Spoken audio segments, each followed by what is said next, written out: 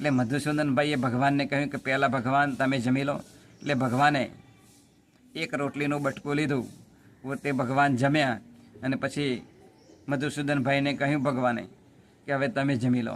એટલે મધુસૂદનભાઈએ જમી લીધા.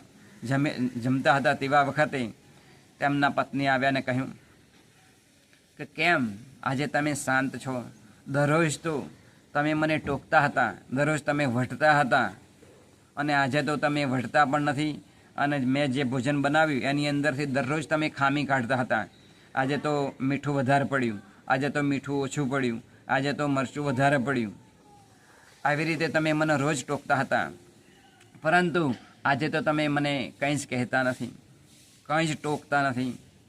એટલે જે મધુસૂદનભાઈ હતા એમણે કહ્યું કે રસોઈ ખૂબ સારી બનાવી છે અને હું તારા ઉપર પ્રસન્ન છું, અને આજ સુધી હું તને બોલ્યો છું તો તું મને માફ કરી દે, કારણ કે દરરોજ હું તને વઢતો હતો અને ઝઘડતો હતો, એ મારી ખામી હતી, એટલે મને આજે તું માફ કરી દે.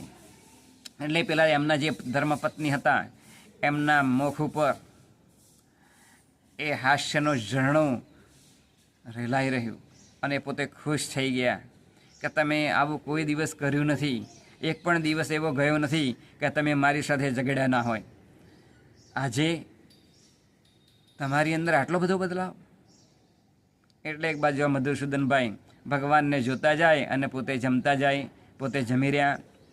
પછી સુવાનો સમય થયો એટલે ઊંઘની ગોળી એ પોતે લેતા હતા મધુસૂદનભાઈ.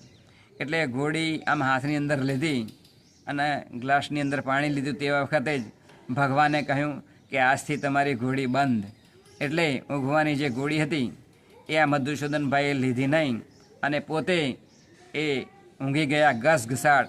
સવારે છેક 9 વાગે ઉઠ્યા એટલે એમના પત્નીએ કહ્યું કે ઓફિસ જવાનો ટાઈમ થઈ ગયો. ઉપરથી ગાદલું હટાવી લીધું અને કહ્યું કે તમારો ટાઈમ થઈ ગયો, તમે ઓફિસે જવા માટે તૈયાર થઈ જાઓ, તમે ઊંઘની ગોળીઓ ના લેતા હોય તો. ત્યારે મધુસૂદનભાઈએ કહ્યું કે આજથી ગોળીઓ મારા માટે બંધ, ઊંઘની ગોળીઓ. એટલે પછી જે મધુસૂદનભાઈના પત્ની હતા એમણે કહ્યું કે કેમ બંધ? શું તમને કંઈ ભગવાન મળી ગયા? એટલે આ મધુસૂદનભાઈએ કહ્યું કે ભગવાને ના કહ્યું હતું કે હું તમને જ દર્શન આપીશ અને તમારે કોઈને કહેવાનું નહીં. એટલે ભગવાન એ પછી અદૃશ્ય થઈ ગયા અને સદાયને માટે એ મધુસૂદનભાઈના જીવનની અંદર સદાયને માટે સુખ અને શાંતિ રહી.